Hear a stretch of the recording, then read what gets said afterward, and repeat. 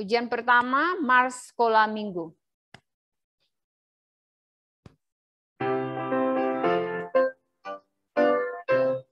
Sekolah Minggu,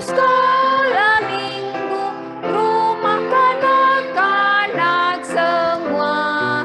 Bakti Allah, cinta bangsa, hidup baru sukaria.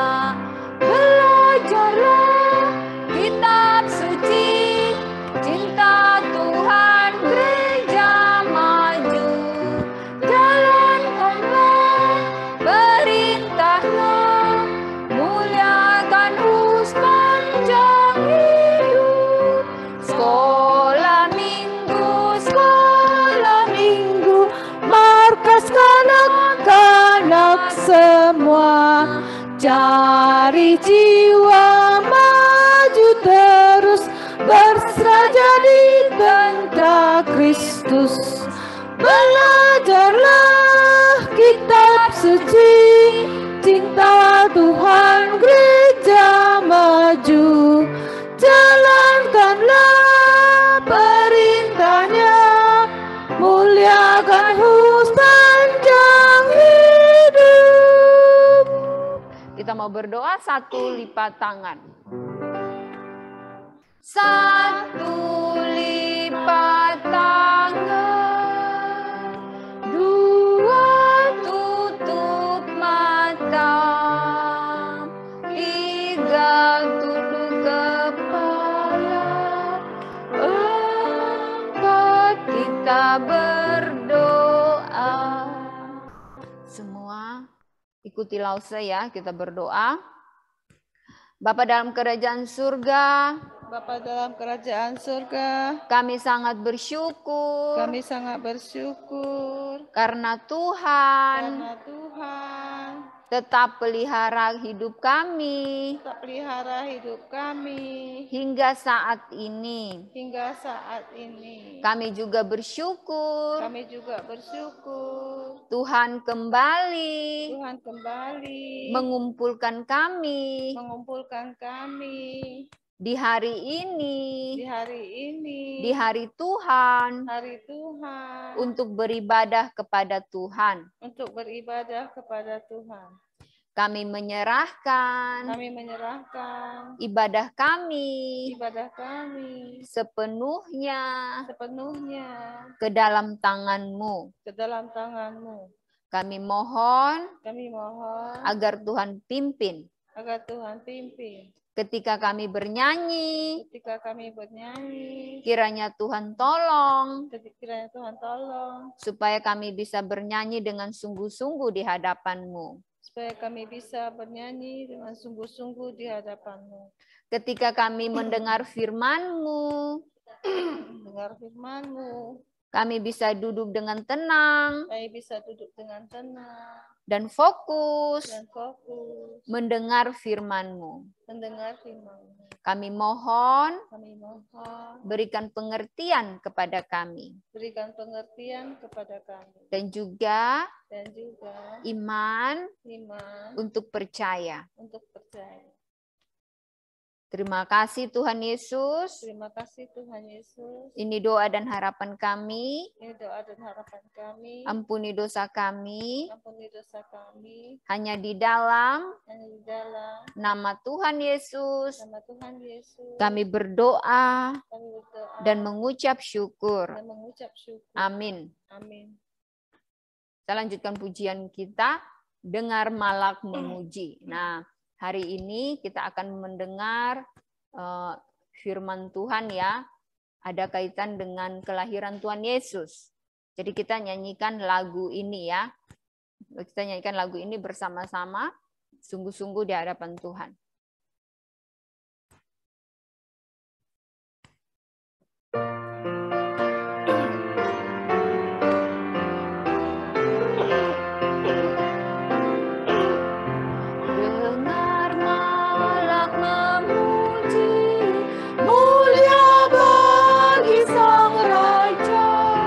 Damai dan sejahtera turun ke dalam bumi.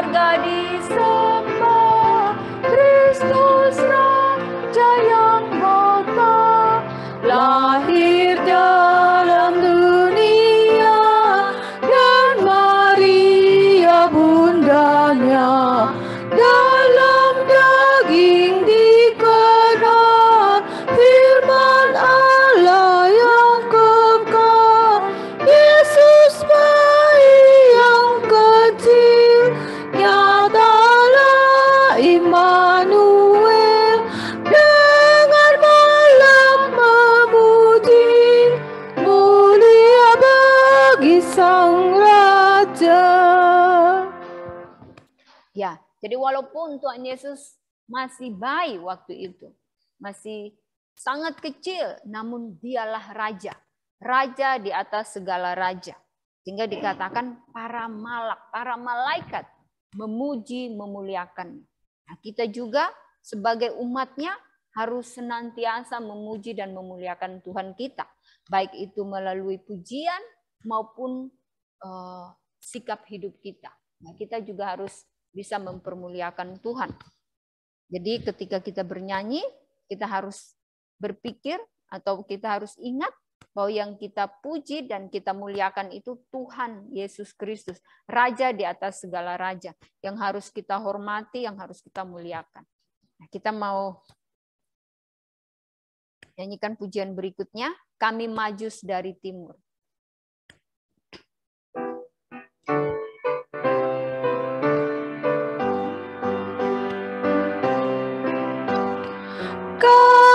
Majus dari timur, datang cari raja benar, lewat gurun lembah gunung dipimpin bintangnya. Oh, bintang timur yang cerah, bintang raja mulia, dan memimpin langkah kami sampai jumpa terangnya. Lahir Raja Damai Baka, masku bawa kepadanya. Dia memerintah umatnya sampai selamanya. Oh, bintang timur cerah, bintang raja yang mulia, dan memimpin langkah kami sampai jumpa terangnya. Ya, hari ini kita akan mendengar cerita mengenai orang Majus yang juga menantikan kelahiran Raja Mulia ini. Jadi mereka dari negeri yang jauh, mereka membawa persembahan yang terbaik untuk datang menemui sang raja yang baru lahir itu dan menyembah, memuliakan dia, mempersembahkan persembahan yang terbaik untuk raja yang baru lahir itu. Nah, kita sebagai umatnya, kita sudah tahu dia adalah raja di atas segala raja dan mati di atas kayu salib untuk menebus dosa kita. Nah, orang-orang Majus memberikan persembahan yang terbaik yang mereka bawa dari negeri mereka yang jauh. Mereka butuh usaha, butuh perjalanan yang jauh. Mereka butuh pengorbanan waktu, tenaga, bahkan harta mereka. Nah, kita yang sudah menerima keselamatan hidup kekal dalam Tuhan Yesus, kita juga harus bisa mengorbankan waktu, tenaga, bahkan harta kita untuk dipersembahkan kepada Tuhan. Dan persembahan yang paling baik adalah diri kita, hidup kita. Kita mau mempersembahkan untuk Tuhan kita.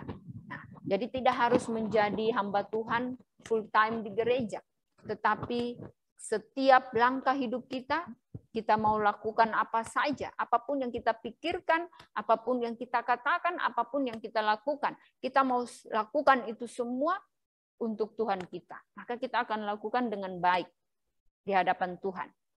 Jadi kita bersyukur untuk pujian yang sangat baik ini. Kita mau menyanyikan lagu Pelayan Kecil. Nah, sebagai seorang raja, sebagai raja di atas segala raja, pasti ada yang melayani dia. Nah, kita sebagai umatnya wajib untuk melayani Tuhan kita yang adalah raja di atas segala raja dan juga sudah menebus dosa-dosa kita. Nah, walaupun kita masih kecil seperti Sarlin, Carol, Elisa, Nesya, ya, Kalista, siapa lagi yang di sini kecil-kecil? Ya, kita juga walaupun masih kecil kita juga bisa melayani Tuhan kita semampu kita. Oke, nah kita menyanyikan pujian ini bersama-sama supaya dalam hati kita berpikir apa yang bisa kita lakukan untuk Tuhan kita. Nah, apa yang bisa kita lakukan untuk melayani Dia, ya? Kita nyanyikan lagu ini bersama-sama.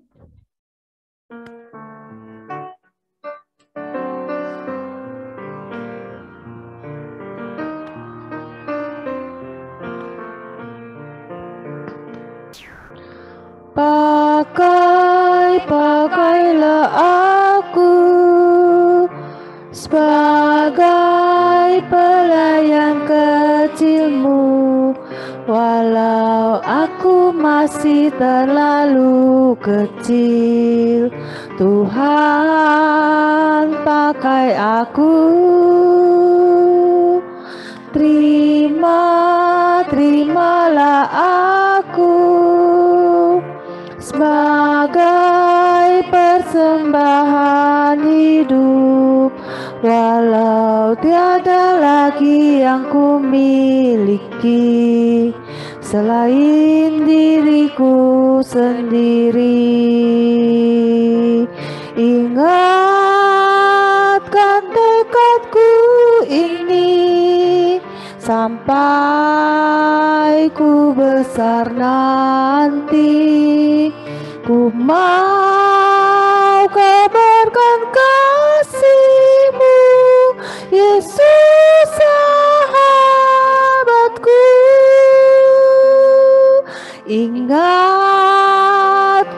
tekadku ini sampai ku besar nanti. Ku mau serahkan hidupku untuk sahabatku, Yesus.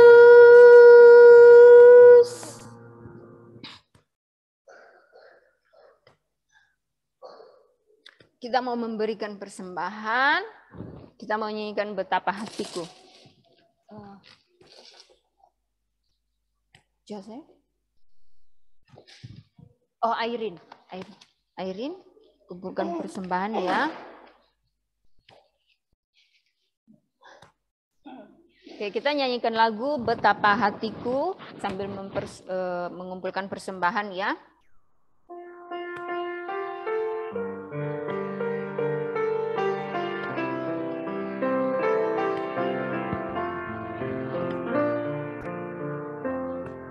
Betapa hatiku berterima kasih Yesus, Kau mengasihiku, Kau memilikiku.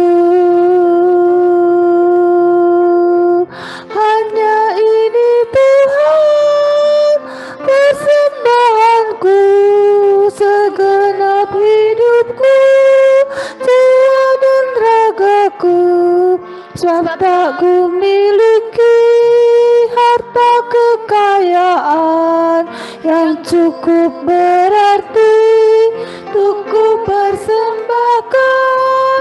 Hanya ini Tuhan permohonanku, terimalah Tuhan persembahanku. Pakailah hidupku sebagai alat-Mu seumur hidupku.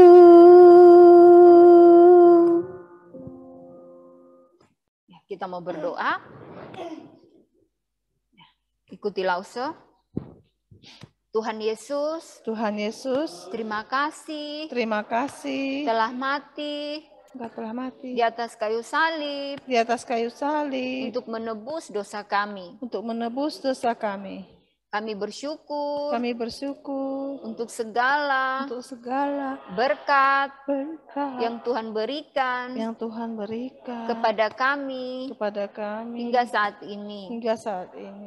Pada saat ini anak-anak-Mu telah mengumpulkan, telah memberikan persembahan kepadamu.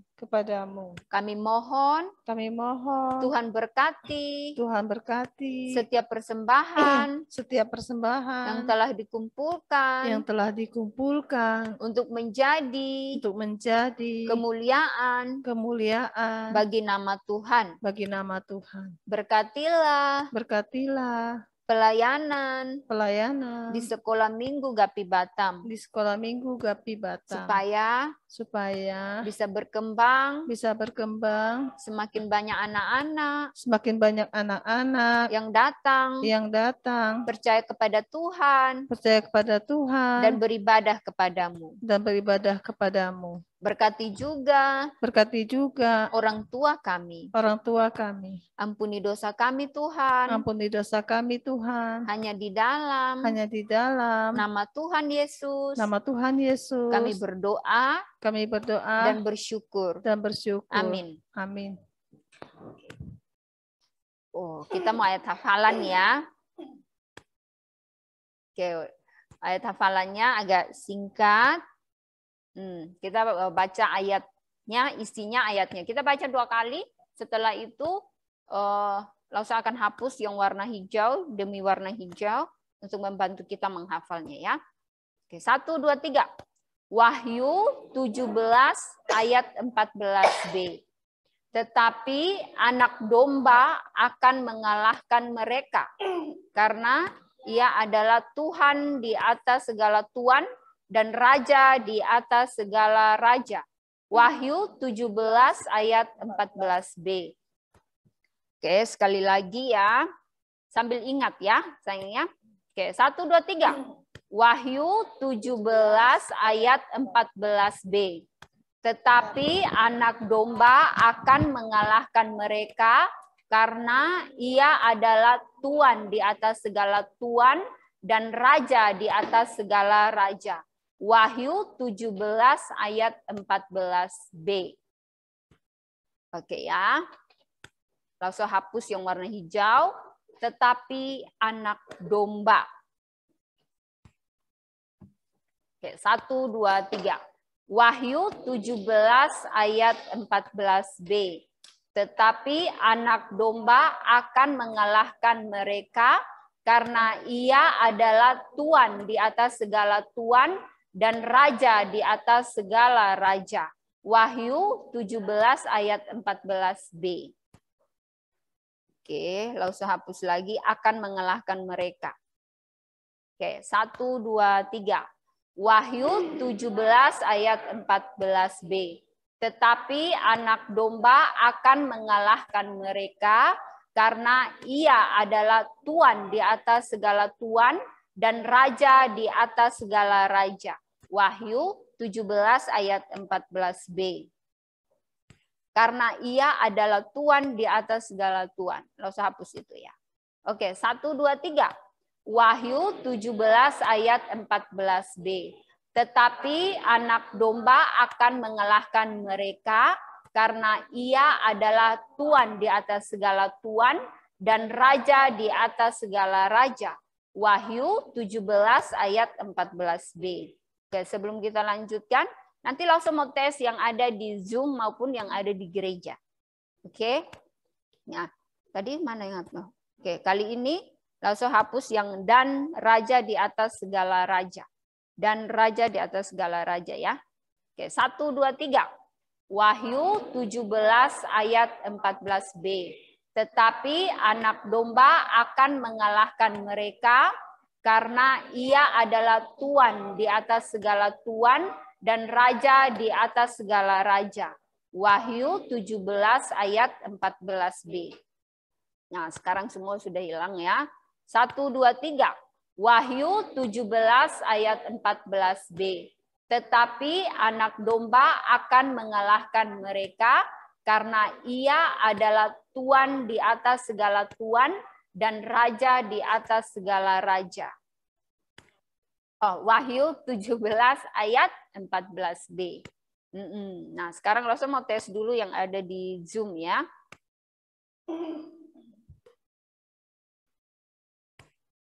Siapa yang langsung mau tes? Natania, bisa sayang?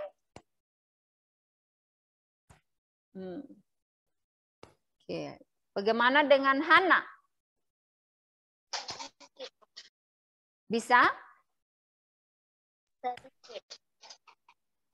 Bisa sayang? Sedikit.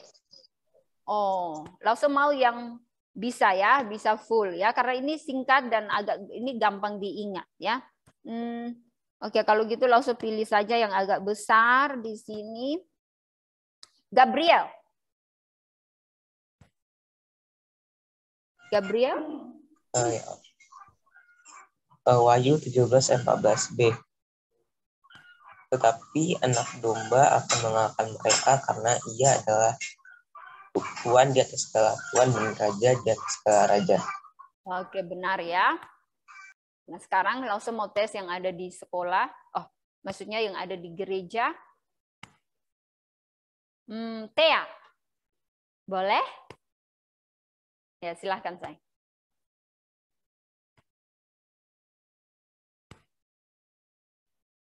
Saya lebih keras.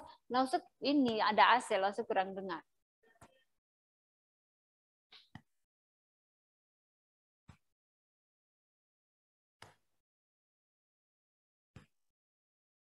Oke, benar ya, Lose ya.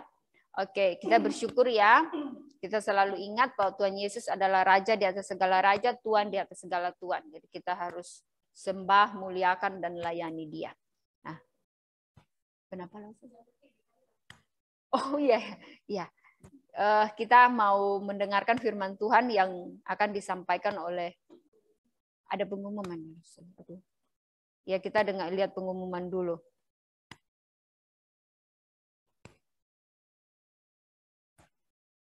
Oke, pertama ibadah sekolah minggu secara tatap muka sudah dimulai dan tetap diadakan via Zoom jam 8 sampai 9.00. Kemarin kita tak ada perubahan nih. Oke. Saat kedua anak sekolah minggu seperti biasa ya, kelas TK sampai SD 3 jam 8 sampai 8.20 malam, lalu kelas SD 4 sampai remaja 8.30 sampai 9 malam. Mari semua ikut bersaat teduh bersama, bisa ajak teman-teman yang lain. Nah, program sekolah minggu, video show, dan kuis berhadiah diadakan siang ini via Zoom jam 3 sampai 3.30 sore. Semua anak-anak diundang untuk ikut dan mengajak teman-teman. Oke, kita mau mendengar firman Tuhan yang disampaikan oleh Lause Dedi.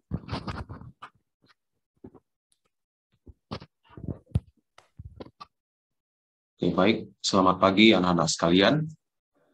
Nah, sebelum kita mendengarkan cerita firman Tuhan pada pagi hari ini, mari kita sama-sama berdoa. Kita ikutilah saya. Kita berdoa. Bapa di sorga, kami bersyukur di hari Tuhan ini kami bisa datang ke rumah Tuhan untuk beribadah. Tambahkanlah sukacita kepada kami semua di dalam menyembah Tuhan Yesus Kristus. Bapa Surgawi, pada saat ini kami akan mendengarkan kebenaran firman Tuhan. Kiranya Engkau yang menolong kami untuk mengerti firman Tuhan dengan baik. Dan bantulah juga kami untuk melakukan dan menaati firman Tuhan. Ampunilah kami dari segala dosa dan kesalahan kami. Kami berdoa di dalam nama Tuhan Yesus Kristus. Amin.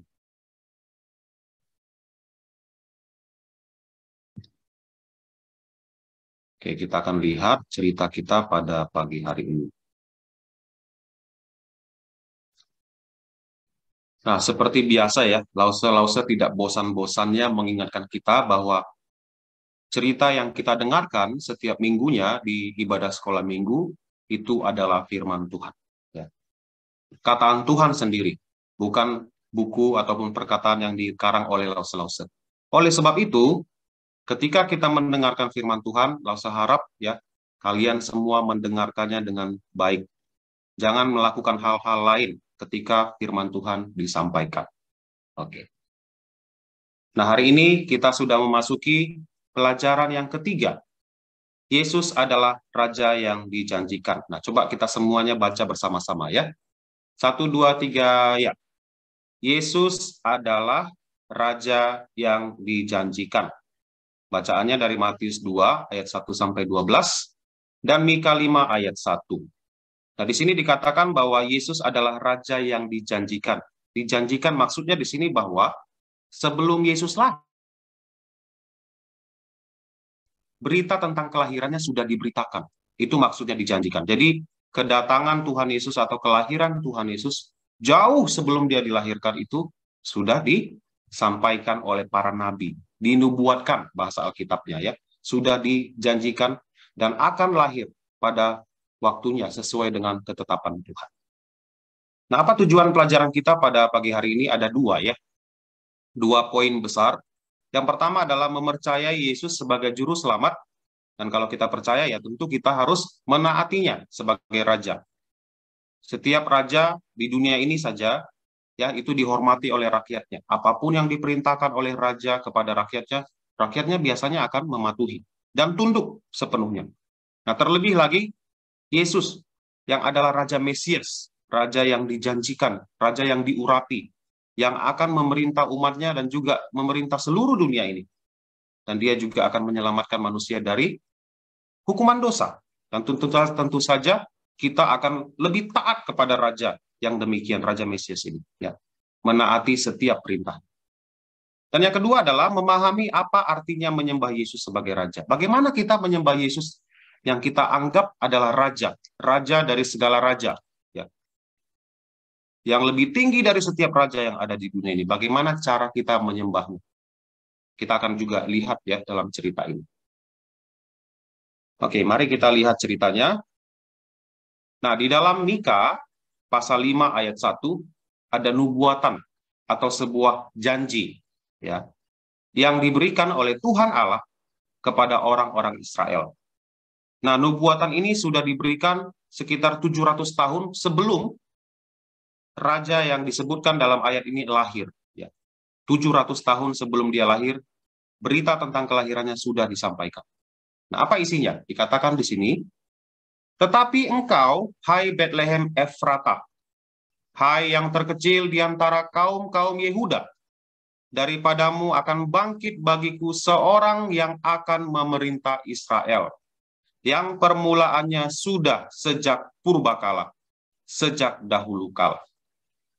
Nah, jadi Tuhan menjanjikan bahwa akan lahir seorang yang memerintah Israel.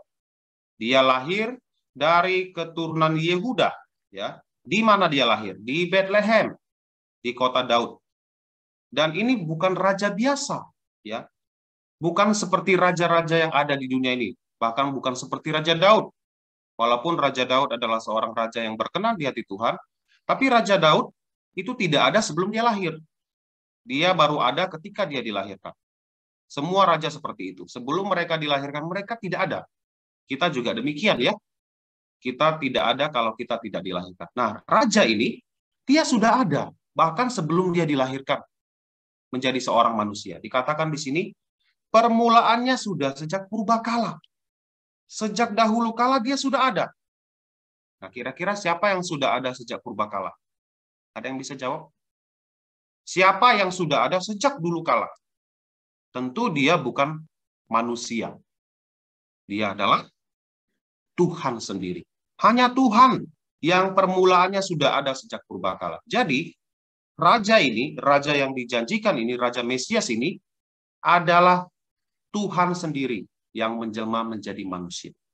Nah, jadi nubuatan ini ataupun janji ini diketahui oleh orang-orang Israel. Ya, orang-orang Israel sudah tahu tentang nubuatan ini dan mereka menanti-nantikan kedatangan Raja Mesias ini. Nah, minggu lalu masih ingat cerita dari Lause Selfie tentang bagaimana Yesus dikatakan dalam pelajarannya adalah anak Allah. Ya, dia adalah Tuhan yang menjelma menjadi manusia. Dan ketika Tuhan Yesus lahir, ada banyak orang yang berbahagia. Ada sekelompok orang yang menjaga domba di malam hari. Apa namanya pekerjaannya? Mereka siapa ya? Ada yang ingat? yang tiba-tiba malaikat menampakkan diri kepada mereka. Dan mereka ketakutan. Siapa mereka? Ada yang masih ingat? Iya, coba kita lihat. Orang-orang yang bersuka cita atas kelahiran Tuhan Yesus. Nah, ini dia. Para gembala. Mereka bersuka cita. Ketika mendengarkan kabar dari malaikat, mereka takut awalnya. Karena melihat malaikat menampakkan diri kepada mereka. Dalam cahaya yang begitu terang.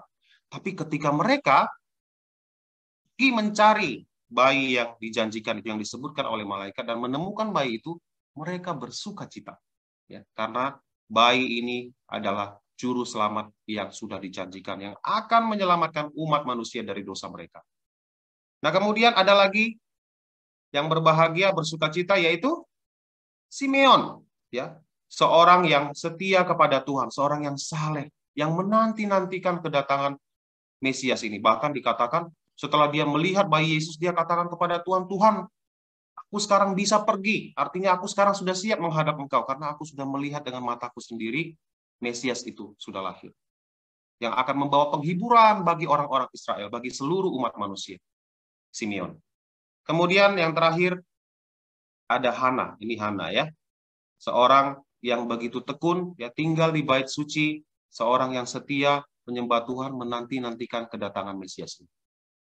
Nah, mereka semua ini adalah orang-orang yang berasal dari bangsa Israel sendiri. Mereka adalah umat Tuhan yang memiliki kitab suci, ya, kitab Musa, kitab Taurat, di mana mereka bisa membaca tentang janji bahwa Mesias ini akan dilahirkan. Mereka tahu akan janji ini, dan mereka sangat bersuka cita menanti-nantikan hari itu. Nah, hari ini kita akan melihat sekelompok orang yang juga menanti-nantikan kedatangan Raja Mesias. Dan mereka bukan berasal dari Israel. Bukan orang-orang yang memiliki kitab suci, kitab Taurat, yang bisa mengetahui tentang nubuatan kelahiran Sang Mesias. Nah, siapa mereka? Tadi Lasa Selfie sudah sebut ya. Ada lagunya tadi kita nyanyikan. Orang-orang Majus. Nah, orang Majus ini, ya, kata Majus sendiri berasal dari kata Magoi. Magoi yang artinya adalah ahli perbintangan, astronom, ya. Magoi juga dipahami sebagai filsuf. Filsuf itu orang-orang yang bijaksana, ya, orang-orang yang pandai ilmu. Jadi mereka ini dari jauh, ya, dari timur dikatakan mereka datang. Nah, banyak ahli-ahli kitab yang mengatakan, ya, kemungkinan besar mereka ini berasal dari negeri Persia. Negeri Persia kalau sekarang itu adalah negara Iran, ya. Negeri Persia yang sangat jauh, yang ada di luar Israel. Dan mereka ini melihat sebuah bintang dari timur, dari tempat mereka, dan entah bagaimana mereka tahu bahwa bintang ini akan menjadi petunjuk bagi mereka untuk menemukan bayi Mesias ini, yaitu Raja orang Yahudi. Nah, kita mungkin bertanya, dari mana ya kira-kira mereka tahu ya tentang Mesias ini? Nah, kita ingat dulu waktu Yehuda ditaklukkan oleh kerajaan Babilonia atau kerajaan Babel, ada orang-orang muda yang dibawa, ditawan ke sana, diantaranya adalah Daniel, Sadrak, Mesak, dan Abednego. Dan dikatakan dalam firman Tuhan juga, Daniel ini tidak hanya diangkat dalam masa pemerintahan kerajaan Babilonia, tapi juga ketika kerajaan Babel takluk atau dikalahkan oleh kerajaan Persia, negeri Media Persia, Daniel masih tetap bekerja pada kerajaan Media Persia. Dan sangat mungkin, ya, Daniel ini bercerita, menyampaikan, menyaksikan tentang nubuatan akan kelahiran Mesias ini, yang dia pelajari dari kitab Musa, kitab Taurat, yang mereka pelajari sejak kecil. Jadi orang-orang ini kemungkinan belajar dari Daniel, dan Daniel menyampaikan, ya, apalagi Daniel dikatakan dalam kitab Daniel bisa mendapatkan penglihatan dari Tuhan, ya, dan dia tahu bahwa akan lahir Mesias sesuai dengan janji Tuhan. Dan mereka percaya. Nah, mereka percaya dan datang dari negeri yang sangat jauh, ya, untuk mendapatkan bayi Mesias ini, untuk melihat dia. Nah, orang Majus ini datang dari timur, ya, kemungkinan dari Persia sudah langsung dijelaskan. Nah, ini dia. Ini gambar petanya, ya. Nah, ini adalah Israel. Kemudian ini adalah Iran sekarang ya, negara sekarang. Jadi jarak ini cukup jauh, yaitu 1.287 km. Nah, kalau jarak tempuhnya manusia itu rata-rata 13 km. Nah, 13 km lalu jadi coba cari tadi daerah di Batam ya, supaya kalian paham. 13 km itu kurang lebih dari Kepri Mall menuju ke Bandara Hang Nadim. Tahu ya, bisa bayangkan ya jaraknya ya. Lalu kalian mungkin bilang, oh tidak terlalu jauh Lause. Ya, medannya berbeda. Kalau Lause kasih jarak dari Kepri Mall ke bandara, jalannya tidak semulus itu pada masa itu. Mereka harus melewati gunung, lembah, bahkan menyeberangi sungai. Ya. Jadi perjalanan itu berbeda dengan jalan yang sekarang kita punya. Jadi kurang lebih kalau mereka berjalan 13 km, itu jarak tempuhnya itu bisa sampai 99 hari, ya, hampir 100 hari. 99 hari atau sekitar 3 bulan 9 hari. Itu hanya sekali jalan saja pergi. Berbeda lagi kalau pulang, jadi setengah tahun. Hanya pergi dan pulang. Ini jarak yang mereka tempuh untuk melihat bayi Mesias yang dijanjikan, Raja orang Yahudi ini. Dan sesuai dengan pimpinan Tuhan, mereka bisa melihat sebuah bintang. Nah, ini bintang bukan bintang yang seperti kita lihat di langit ya. Karena kalau kita malam hari, kalian keluar dari rumah, kalian coba lihat ke atas, bintang-bintang itu kurang lebih semuanya sama ya. Dan bintang yang dilihat oleh orang Majus ini sangat mungkin adalah bintang yang unik. Tidak ada duanya ya. Dan bintang satu-satunya yang dipakai Tuhan untuk menunjuk, untuk menjadi petunjuk bagi mereka di mana bayi Mesias itu berada. Jadi Tuhan yang menuntun mereka melalui bintang ini. Karena mereka adalah ahli perbintangan juga. Jadi mereka paham betul ya. Nah, ketika mereka sampai di Bethlehem, sangat menarik ya. Mereka bertanya, di manakah dia? Kepada orang-orang di sana, di manakah dia, Raja orang Yahudi yang baru dilahirkan itu? Kami telah melihat bintangnya di timur dan kami datang untuk menyembah dia. Jadi, dari timur mereka dituntun oleh bintang untuk sampai ke Bethlehem. Dan ketika sampai di sini, sepertinya bintangnya tidak kelihatan. Untuk sementara waktu. Tidak tahu kenapa, tapi mereka datang dan bertanya-tanya kepada orang Yahudi, yang mereka rasa pasti mereka lebih paham. Ya, karena mereka punya kitab suci, mereka juga menanti-nantikan kedatangan raja mereka, pasti mereka tahu. Jadi mereka bertanya, di mana Raja orang Yahudi yang dilahirkan itu? Dan tentu saja keberadaan orang-orang Majus ini menggemparkan seluruh Bethlehem. Nah, satu lagi yang saya lupa sampaikan bahwa orang Majus yang datang itu dari timur bukan 3 orang ya. Tidak hanya 3 orang. Mereka itu datang dalam satu kelompok besar kemungkinan. Ya. Apalagi dengan perjalanan yang jauh begitu, tidak mungkin mereka berjalan hanya 3 orang. Ada perampok di jalan, orang-orang jahat, tentu mereka akan dikawal dengan beberapa orang. Ya. Satu kumpulan orang yang kita tidak tahu jumlahnya, tapi tidak 3 orang. Jadi ketika mereka datang ke Bethlehem, tentu juga kedatangan mereka tuh menjadi viral ya, kalau bahasa sekarang, orang-orang, siapa itu? Kenapa mereka datang begitu ramai? Dan mereka juga menanyakan tentang kedatangan Raja Mesias ini, Raja orang Yahudi. Dan ini menggemparkan seluruh penduduk Yerusalem ya di Bethlehem. Dan juga Raja Herodes yang pada saat itu memerintah. Jadi mereka gempar, terkejut dengan kedatangan mereka ini. Dan Herodes juga tidak kalah penasaran dengan berita tentang Raja Mesias ini. Dan dia mengumpulkan ya ahli Taurat, para pemimpin agama orang-orang Yahudi, ya, untuk menanyakan di manakah Mesias akan dilahirkan. Karena dia sudah dengar berita bahwa ada orang dari jauh, dari negeri timur, datang ke sini hanya untuk mencari raja ini.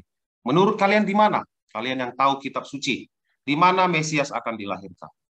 Lalu mereka menjawab, di Bethlehem, di tanah Yudea. Seperti yang tertulis dalam kitab suci, ya, kata ahli-ahli Taurat ini. Nah, di dalam Mika pasal 5 ayat 1 tadi sudah kita bacakan. Di sini dikatakan, tetapi engkau hai Bethlehem Efrata, yang terkecil di antara kaum-kaum Yehuda. Ya. Jadi bayi Mesias ini akan dilahirkan di Bethlehem, di kota Daud. Nah, Setelah mendengarkan informasi ini, tapi ini kan belum jelas di mana persisnya. Raja Herodes tidak tahu. Jadi Raja Herodes ini memanggil diam-diam. Ya, secara diam-diam, dia memanggil orang Majus itu. Herodes memanggil orang-orang Majus diam-diam, secara tersembunyi. Kemungkinan ya, walaupun Alkitab tidak sebutkan, orang-orang Bethlehem, Yerusalem tahu betul sifat dari Raja Herodes ini, yang adalah raja yang jahat, raja yang licik, ya, yang haus akan kekuasaan. Dia tidak mau tahtanya itu direbut ya oleh siapapun. Lalu dia kumpulkan orang-orang Majus ini, dan dia katakan apa? Pergi dan selidikilah dengan seksama, artinya pergi dan selidikilah dengan teliti, dengan serius, hal-hal mengenai anak itu. Dan segera sesudah kamu menemukan dia, kalau kamu menemukan bayi anak itu, kabarkanlah kepadaku supaya aku pun datang menyembah dia. Kira-kira Herodes jujur tidak mau menyembah Mesias, bayi Mesias itu? Tentu saja tidak ya. Ini adalah akal-akalannya saja. Nanti kalau sudah ketemu, dia akan membunuh ya bayi Mesias itu. Kenapa? Karena kita tahu nanti setelah orang-orang Majus ini menemukan anak itu, dan kembali ke tempat mereka berasal, Herodes marah dan membunuh anak-anak yang berusia 2 tahun ke bawah. Jadi jelas sekali bahwa dia bukan mau menyembah Mesias ini, tapi ingin membunuhnya. Dan akhirnya setelah dia pergi, setelah mendengarkan perkataan Raja Herodes, mereka pergi. Bintang itu mendahului orang-orang Majus dan berhenti di mana anak itu berada. Secara ajaib, tadi bintangnya sempat tidak kelihatan, ya. Secara ajaib, mereka bisa melihat bintang itu kembali, dan bintang itu mendahului mereka, ada di depan mereka sebagai penuntun, dan berhenti di mana anak itu berada. Ajaib sekali ya. Jadi mereka bisa melihat bahwa bintang ini dengan pertolongan Tuhan, dengan pimpinan Tuhan, menunjukkan keberadaan dari Mesias. Nah, setelah mereka mengikuti bintang itu, sampailah mereka di sebuah tempat. Nah, di sini ketika mereka datang menemui Yesus, dia tidak dilahirkan di kandang ya. Jadi kedatangan mereka ini bukan ketika Yesus dilahirkan di kandang domba, tapi setelah dia dilahirkan. Nah, tempat yang di mana mereka menemukan bayi ini juga di rumah ya anak ini. Tidak tahu usianya berapa, tapi Yesus sudah agak besar ya. Dikatakan di sini anak itu, bukan lagi bayi. Jadi ketika dia melihat anak itu, melihat Yesus, mereka sujud menyembah ya Yesus dan mempersembahkan emas, kemenyan, dan mur. Nah, ini adalah sikap hormat, bukan sekedar hanya menyembah seorang raja, tapi juga sikap menyembah beribadah kepada Yesus. Jadi mereka tahu bahwa Yesus ini bukanlah bayi biasa, bukan anak biasa, dia adalah raja orang Yahudi yang dijanjikan, Raja Mesias yang keberadaannya sudah ada bahkan sejak purbakala. Nah, persembahan yang mereka bawa ya, persembahan yang berharga, emas, kemenyan, dan mur. Nah, emas adalah logam mulia. Sampai sekarang kita tahu bahwa emas ini termasuk benda yang berharga. Ya. Nah, pada masa itu juga kemenyan ini juga berharga ya. Kemenyan biasanya dipakai untuk persembahan ukupan di bait suci, yang dibakar di bait suci di rumah Tuhan. Ini nilainya juga sangat tinggi ya pada masa itu. Kemudian mur juga terkadang dipakai sebagai pembakaran ukupan ya, persembahan ukupan. Tapi karena dia lebih wangi, lebih sering dipakai untuk dijadikan minyak wangi ya, mur namanya. Jadi ini adalah barang-barang yang berharga yang mereka bawa untuk Raja Mesias ini, membuktikan rasa hormat yang tinggi kepada Mesias ini. Jadi dari jauh mereka datang.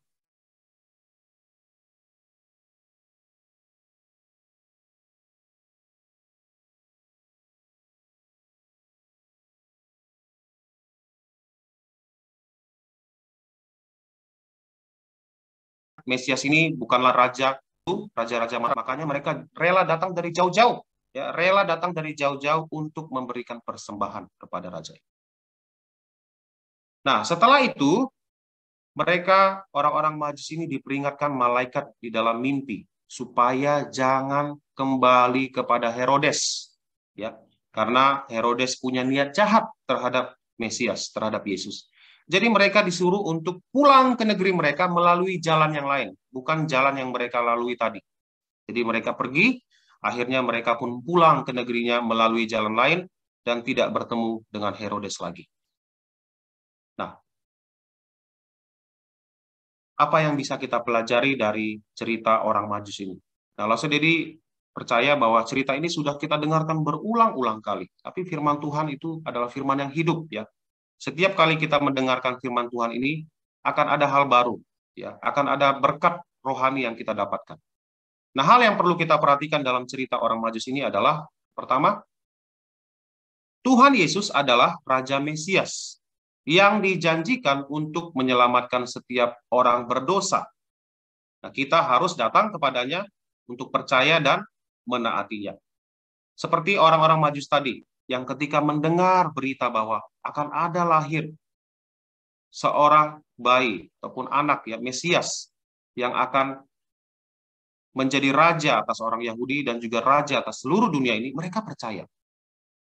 Mereka percaya dan terbukti mereka mau berjalan sebegitu jauh, ribuan kilometer, hanya untuk mendapatkan raja ini. Dan mereka datang kepadanya, dan sikap mereka ketika mereka datang, mereka percaya kepada berita itu. Mereka menaati berita itu. Dan mereka menemukan Mesias. Nah, kita juga yang sudah mendengarkan berita Injil, ya, bahwa Tuhan Yesus adalah juru selamat dunia ini. Dia adalah Mesias yang diurapi, yang dijanjikan oleh Tuhan sendiri bahwa dia akan memerintah dunia ini. Dia akan menyelamatkan dunia ini dari segala hukuman dosa. Ya, manusia bisa diselamatkan ketika mereka percaya kepadanya. Dan kita harus percaya. Dan rasa percaya kita ini, iman kita kepada Tuhan ditunjukkan dengan menaatinya. Di dalam sebuah kerajaan manusia, setiap rakyat itu akan tunduk dan patuh kepada raja mereka. Bahkan sekalipun perintah itu begitu berat untuk dilakukan, karena raja yang memerintahkan, mereka akan tunduk. Apapun juga ceritanya, walaupun mereka tidak suka, mau tidak mau mereka harus patuh. Terlebih lagi dengan Raja Mesias. Ya, raja dari segala raja, raja di atas segala raja, melebihi dari raja-raja yang ada di dunia ini. Bagaimana mungkin kita tidak patuh kepadanya? Nah, dalam firman Tuhan ada banyak sekali perintah-perintah dari raja ini, dari perintah Tuhan Yesus. Misalnya, ketika Tuhan katakan ingat dan kuduskanlah hari Sabat, itu adalah perintah raja. Harus kita taati. Jadi kita harus ingat bahwa hari Minggu saya harus beribadah. Menyembah Tuhan. Ini adalah perintah raja saya dan saya harus patuhi. Lalu menghormati orang tua kita, hormatilah ayahmu dan ibumu. Ini juga bagian dari perintah raja. Kita juga harus mematuhi orang tua kita. Karena ini perintah raja, maka saya patuhi. Jadi rasa percaya kita, iman kita kepada Tuhan Yesus yang adalah Raja Mesias, Raja dari segala raja, kita tunjukkan dengan kepatuhan kita, dengan menaatinya, menaati setiap perintah-perintahnya. Ini yang pertama, ya. Jadi kita harus ingat bahwa Tuhan Yesus adalah Raja dari segala raja. Lalu kemudian, yang kedua, Tuhan Yesus adalah Raja Mesias yang layak untuk disembah. Dan kita harus datang menyembahnya dengan persembahan terbaik kita.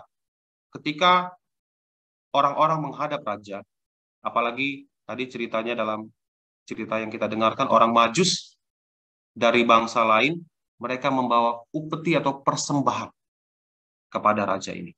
Dan persembahan yang mereka berikan bukan sembarangan, bukan asal-asalan, bukan asal ada, tapi persembahan yang terbaik yang mereka miliki, mereka berikan. Kita juga datang kepada Tuhan dengan membawa persembahan. Nah, tadi kita ada berikan persembahan kepada Tuhan. Kolektor, ya, kita kenal. Jadi persembahan ini juga sesuatu yang harus kita persiapkan. Orang-orang Majus tadi itu membawa emas, kemenyan, dan mur, itu tidak spontan mereka beli di tengah jalan atau cari di Bethlehem lalu dipersembahkan. Tidak, itu mereka persiapkan dari sana. Dari negeri yang jauh sana mereka sudah persiapkan, ini akan kami bawa untuk kami persembahkan. Jadi ada persiapannya, adik-adik. Dalam memberikan persembahan juga kita harus mempersiapkan diri. Jangan ketika, baik kita sekarang akan memberikan persembahan, lalu kamu sibuk mencari dan bahkan memilih sembarangan apa yang ingin kamu berikan kepada Tuhan. dari rumah sudah kamu persiapkan. Apa yang ingin kamu berikan kepada Tuhan. Nah, dulu waktu Lause menghitung persembahan, ada uang yang ditemukan, uang yang sobek ya. Itu sudah lama sekali. Nah, bagaimana mungkin kita datang menyembah Tuhan, memberikan uang yang sobek? Kamu saja kamu tidak akan berani pergi ke warung dan kasih uang sobek. Kamu pasti tak berani. Karena uang orang yang jaga warung akan bilang, ini uang sobek, harus diganti. Kita takut kan? Malu. Bagaimana mungkin kamu berani memberikan persembahan yang sobek kepada Tuhan? Nah, ini adalah perbuatan yang sangat-sangat tidak terpuji. Kita tidak boleh lakukan itu. Yang terbaik yang kita berikan. Nah, mengenai jumlah juga, ya, kita tahu bahwa Tuhan mengajarkan kita berikan persembahan dengan sukacita, dengan sukarela. Tapi bukan berarti sembarangan ya. Oh, persembahan kan harus diberikan dari hati, sesuai dengan keinginan saya, sesuai dengan hati saya, kerelaan hati saya. Ya, saya berikan segini sajalah. Bukan seperti itu maksudnya. Sukarela di sini bukan artinya sembarangan, tapi tetap kamu kasih dengan gembira, dengan yang terbaik yang kamu bisa berikan kepada Tuhan. Tuhan tidak menuntut angka yang tinggi dari kamu, tapi sesuai dengan kerelaan hatimu dan sesuai dengan rasa hormatmu kepada Tuhan. Mungkin tidak kita berikan sembarangan kepada orang yang kita hormati. Tidak mungkin. Kamu pasti kasih yang terbaik. Nah, itu mengenai persembahan. Lalu kita juga bisa memberikan persembahan dalam bentuk yang lain, yaitu dalam bentuk pelayanan kepada Tuhan. Paduan suara, itu juga sebuah persembahan bagi Tuhan. Ketika kamu ikut dalam paduan suara gereja, kamu latihan dengan serius. Berikan yang terbaik yang kamu bisa miliki. Jangan sembarangan. Jangan latihan beberapa kali lalu ingin segera tampil di depan supaya dilihat orang tuamu, dilihat orang-orang. Bukan seperti itu. Tapi kamu berikan dengan sungguh-sungguh. Saya ikut paduan suara dan saya akan latihan dengan sungguh-sungguh dan nanti saya akan mempersembahkan suara terbaik saya kepada Tuhan. Itu juga persembahan. Dan persembahan juga bisa diberikan yang lain adalah yang paling baik adalah hidup kita. Seluruh hidup kita persembahkan untuk Tuhan. Nah, ada orang yang terpanggil untuk melayani Tuhan di gereja ya sebagai pendeta, hamba Tuhan, Lause. Tapi ada juga yang tidak terpanggil seperti itu. Tapi bukan berarti kamu tidak bisa melayani. Kamu bisa melayani dari segala aspek kehidupan kamu, dimanapun kamu berada. Kamu berikan yang terbaik untuk Tuhan. Ya. Jadi kalau kamu terpanggil untuk melayani Tuhan, ya kamu berikan yang terbaik, lakukan pelayanan kamu dengan baik. Kalau kamu tidak terpanggil untuk datang melayani di gereja, ya, kamu ada di sekolah, kan semua bersekolah di sini. Ketika kamu di sekolah, kamu menjadi saksi yang baik bagi teman-teman kamu, dari sikap kamu, dari cara bicara kamu menunjukkan bahwa kamu adalah anak Tuhan. Itu adalah bentuk pelayanan kamu di situ, sebagai saksi Tuhan di situ. Mengabarkan Injil kepada teman-teman kamu, mengajak mereka untuk datang ke gereja. Itulah pelayanan kamu. Itu kamu kerjakan dengan sebaik mungkin, dengan sungguh-sungguh. Berdoa kepada Tuhan agar apapun yang kamu lakukan bisa berhasil. Nah, jadi adik-adik sekalian, ini pelajaran yang kita dapatkan pada hari ini. Ya. Kita bersyukur untuk Raja Mesias, Tuhan Yesus yang sudah dilahirkan bagi kita. Dan marilah kita juga, seperti orang-orang Majus tadi, datang percaya kepadanya, menyembahnya dengan persembahan terbaik kita. Senantiasa mempermuliakan Tuhan sepanjang umur hidup kita. Kiranya Tuhan menolong kita, mari kita berdoa. Sama-sama kita berdoa. Bapa di sorga, kami bersyukur untuk firman-Mu yang telah kami dengarkan. Bantulah kami untuk sungguh-sungguh percaya, taat, dan beribadah kepada Tuhan Yesus. Ampunilah kami dari segala dosa kami dan kesalahan kami. Kami berdoa di dalam nama Tuhan Yesus Kristus. Amin. Nah, waktu selanjutnya saya serahkan kepada Lause Selvi. Persilakan, Lause.